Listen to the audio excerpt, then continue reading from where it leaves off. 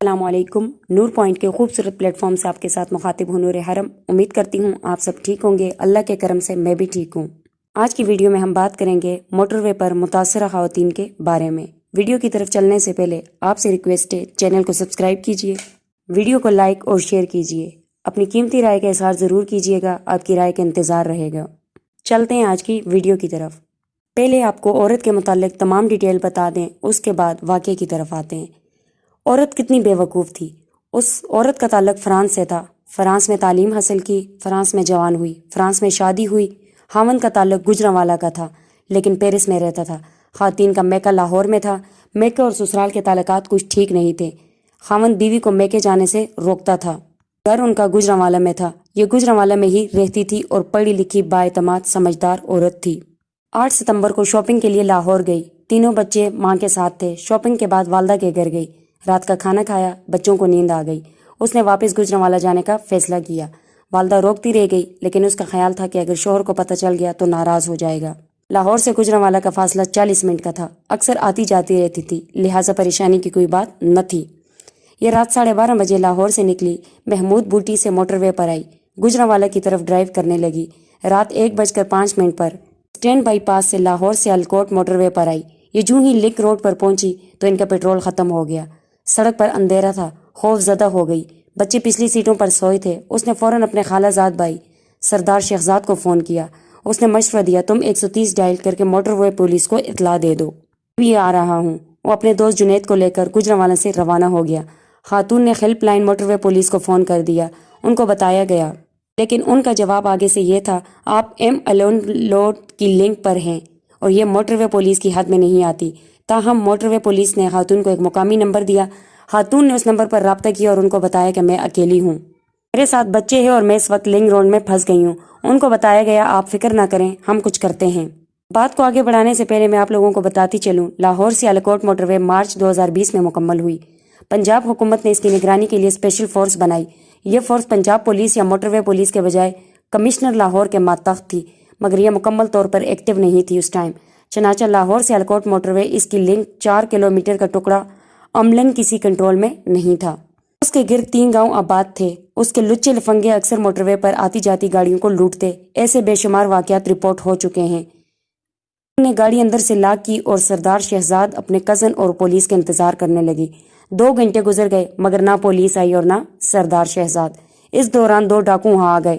Police کا خیال ہے کہ دونوں پروفیشنل ڈاکو نہیں تھے، کیونکہ اگر یہ پروفیشنل ہوتے تو ان کا طریقہ واردات مختلف ہوتا۔ یہ قریبی دیہات کے معمولی وارداتیں کرنے والے تھے۔ یہ تھوڑی دیر گاڑی کو واچ کرتے رہے۔ جب 2 گھنٹے تک کوئی شخص گاڑی کے قریب نہ آیا تو انہوں نے لوٹنے کا فیصلہ کر لیا۔ ڈاکو کے ہاتھ میں ڈنگ تھی اور دوسرے کے پاس پسٹل۔ یہ دونوں گاڑی کے قریب پہنچے، پسٹل دکھا کر خاتون کو دروازہ کھولنے کا اشارہ کیا۔ خاتون نے دروازہ نہ کھولا، انہوں نے ڈنڈا مار کر شیشہ توڑ دیا۔ بچوں نے رونا شروع کیا۔ خواتین ڈر کر سڑک کی طرف دوڑ پڑی۔ ایک ڈاکو اس کے پیچھے دوڑا، اس دوران وہاں سے ایک گاڑی گزری۔ اس دوران دوسرے ڈاکو نے خاتون کا 2 سال کا بچہ اٹھایا اور اسے لے کر جنگل کی طرف دوڑ پڑا۔ خاتون بچوں کو بچانے کے لیے گاڑی کی طرف واپس آئی۔ دوسرے ڈاکو نے اس کے دوسرے بچے بھی اٹھا کر باہر کھینچ لیے۔ ماں بچوں کو بچانے کے لیے ان کے ساتھ الجھ پڑی۔ وہ بار بار بچوں کو کلمہ پڑھنے اور مدد مانگنے کی اللہ سے تلقین کر رہی تھی۔ بچے چیخ رہے تھے۔ خاتون ڈاکوؤں کی منت کر رہی تھی، ان دنیا میں انسان سے بڑھ کر کوئی درندہ نہیں۔ جب انسان جانور بنتا ہے تو یہ جانوروں کو شرمندہ کر دیتا ہے۔ وہ بھی درندے تھے۔ چاروں کو دھکیل کر سڑک سے نیچے کھائی میں لے گئے۔ آگے جنگل تھا۔ ایک ڈاکو نے تینوں بچوں کو سائڈ پر پھینکا، ان کے سر پہ پستول رکھ دیا۔ بچے سسک رہے تھے۔ دوسرے ڈاکو نے خاتون کو بے بس کرنا شروع کر دیا۔ وہ اس سے لڑتی رہی۔ اس دوران پہلے ڈاکو نے بچوں کو مارنا شروع کر دیا۔ وہ ماں تھی، چنانچہ بچوں کی سلامتی کے لیے ڈھیلی پڑ گئی۔ دوسرا ڈاکو آگے بڑھا، پہلا بچوں کے سر پر کھڑا ہو گیا۔ دونوں ڈاکوؤں کو کوئی نہ جلدی تھی نہ پریشانی۔ اپنی حیوانیت کا کھیل وہ کھیل چکے تھے۔ بچوں کے سامنے ان کی جنت کو داغدار کر چکے تھے۔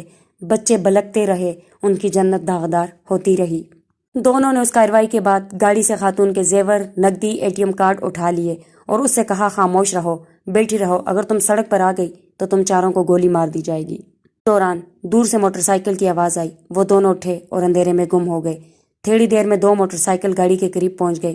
یہ ڈولفن پولیس کے 4 اہلکار تھے۔ وہ گاڑی کے قریب اترے۔ گاڑی کا شیشہ ٹوٹا ہوا تھا، دروازے پر خون کا نشان تھا، نیچے کھائی کی طرف بچے کا ایک جوتا تھا۔ चारों जवान डर गए। उन्होंने जोर जोर से पुकारा, कौन है, कौन है। से कोई आवाज न आई। डॉल्फिन पुलिस के एहलकार ने 2 हवाई फायर किए। खाई में उतर गया। 15 फुट गहरी खाई थी, इसमें अंधेरा भी था। जवान आवाजें लगाते हुए आगे बढ़ता गया। आगे खेत शुरू हो गया। अचानक टार्च की रोशनी में जमीन पर कोई चीज दिखाई दी। उसने झुक कर उठाया तो बच्चे का दूसरा जूता। वो आगे बढ़ने लगा। इस दौरान इसे किसी औरत की डरी सहमी आवाज आई, अल्लाह का वास्ता हमें कत्ल न करो, हम किसी को कुछ नहीं बताएंगे। वो आवाज की तरफ दौड़ा, फिर सामने का मंजर देखकर हैरान और परेशान रह गया। उसका दिल दहल गया। सामने खेत के किनारे एक खौफजदा औरत बैठी थी। उसके कपड़े फटे हुए थे। उसके जिस्म पर खराइशें थी। 3 खौफजदा बच्चे उसके साथ लिपटे थे। औरत ने बच्चों को दोनों बाजुओं में जकड़ लिया। पुलिस का जवान खौतीन के साथ बैठ गया। उसे तसल्ली देना शुरू की, मगर वो उसे पुलिस का एहलकार मानने के लिए तैयार न थी। वो चीही उसकी मिन्नतें करने लगी, खुदा के लिए मुझे न मारो, हम किसी को कुछ नहीं कहेंगे, आप हमारी गाड़ी ले जाओ, मैं तुम्हें और रकम मंगवा देती हूँ, हमें न मारो। पुलिस एहलकार की आंखों में आंसू आ गए। उसने कहा, बहन आप परेशान न हो, मैं वाकई डॉल्फिन पुलिस का एहलकार हूँ। वो एहलकार मानने के लिए तैयार बिल्कुल न थी। इस दौरान दूसरे एहलकार आ गए। बच्चे उन्हें देखकर मजीद डर गए। उन्होंने माँ को जकड़ लिया। उन्हें बार बार कह रही थी, तुम आंखें बंद करो, कलमा पढ़ो। खुद भी कलमा पढ़ रही थी, लेकिन बच्चों की जबानें बिल्कुल खामोश, आंखें बंद होना भूल गई। वो पथराई हुई आंखों से पुलिस एहलकारों को टार्च की लाइट में देख रहे थे। पुलिस एहलकारों ने वायरस पर कंट्रोल ऑफिस को इतला दी। पुलिस मुतहर्रिक हो गई। खवातीन SHO को बुलाया गया। आधे घंटे में पुलिस पहुंच गई। खातून SHO ने खातून को तसल्ली दी, उसके जिस्म पर चादर डाली। उसे और उनके बच्चों को लेकर सड़क पर पहुंच गए। इस दौरान खातून का कज़न सरदार शहजाद भी पहुंच गया। खातून मेडिकल के लिए तैयार नहीं थी। पुलिस ने बड़ी मुश्किल से रजामंद किया। उसे बच्चों से मैथ अस्पताल ले गए। मेडिकल टेस्ट करवाए, नमूने लिए, उनके घर वालों के हवाले कर दिया। ये लोग घर पहुंच गए। आज 5वां दिन। बच्चे फटी हुई आंखों से दीवारों को देखते हैं। हर अजनबी शख्स को देखकर कांपने लगते हैं। चीख चीख कर कहते हैं, अंकल हमारी मामा को मत मारें, प्लीज उनको छोड़ दें। बच्चे अलमिया हैं, लेकिन उससे बड़ा अलमिया खातून है। सारा दिन बाथरूम में गुजार देती है। ये अब तक अपने जिस्म पर हजारों टन पानी बहा चुकी है, लेकिन इसके जिस्म से इस निज़ाम, इस माशरे की गिन नहीं उतर रही। खुद को पाक नहीं समझ रही। ये औरत उस वक्त तक पाक नहीं होगी जब तक हम लोग इस मुल्क को मुल्क और इस माशरे को माशरा कहते रहेंगे। मैं उमर शेख की इस बात से इत्तेफाक करती हूँ, असल जिम्मेदार ये औरत है, क्योंकि ये हमें इंसान और कब्र फरोशों की इस बस्ती को माशरे समझ बैठी थी। ये बड़ी बेवकूफ़ थी। ये समझ रही थी इस्लामी जमहूरियत पाकिस्तान है, इसमें इंसान बसते हैं। ये औरत इंसानों को इंसान समझ बैठी थी, हालांकि इंसान औरतों को औरत नहीं, माँ को माँ नहीं, बहन को बेटी नहीं समझते। ये समझ रही थी इस मुल्क में भी ला है और आर्डर है। चनाचा उठी, बच्चों को लिया, रात के वक्त लाहौर से गुजरांवाला रवाना हो गई।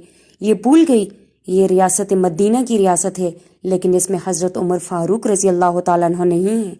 यहाँ औरत तो औरत, बच्चे महफूज नहीं, 60 साल तक की औरत महफूज नहीं, लड़की महफूज नहीं, लड़का महफूज नहीं, बुजुर्ग महफूज नहीं। औरत कितनी बेवकूफ़ थी।